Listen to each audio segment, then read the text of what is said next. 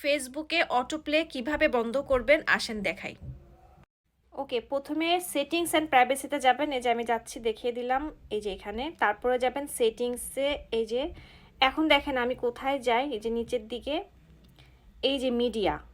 হ্যাঁ, আমার ফোনে কিন্তু এভাবে আসছে মিডিয়াটা। আপনারা আপনাদের সেটিংসে গিয়ে উপরে দেখা যাচ্ছে এক একটা মোবাইলের এক এক রকমের সেটিংস আসবে। অনেকের ফোনে লেখা থাকবে পেজ সেটিং। পেজ সেটিংয়ে গেলে আপনি মিডিয়া খুঁজে পাবেন, কিন্তু আমার ফোনে পেজ সেটিংটা অপশনটা নাই, ডিরেক্টলি এভাবে মিডিয়া আসছে। তো আমি এখন মিডিয়াতে ক্লিক করব। এই যে এখানে দেখেন, আপনাদের যদি অন মোবাইল ডাটা ওয়াইফাই এরকম অন থাকে, তার মানে আপনার অটোপ্লেটা বন্ধ নাই, অন করা। তো এখন আপনি কিভাবে অটোপ্লে বন্ধ করবেন?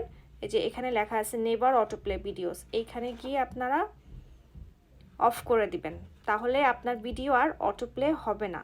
এই যে আমি আমার নিজের পেজে ঢুকেই আমি দেখাই দিচ্ছি একদম। আমি এভাবে কখনো ভিডিও করি নাই, সরি, ভুল হলে। ভালো করে দেখতে পাচ্ছেন কিনা জানি না। যে দেখেন অটোপ্লে সব বন্ধ করা আছে।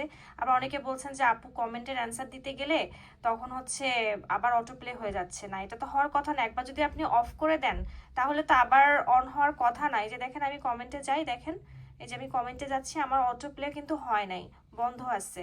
আমি ইচ্ছা মতো আমি কমেন্ট করতে পারবো।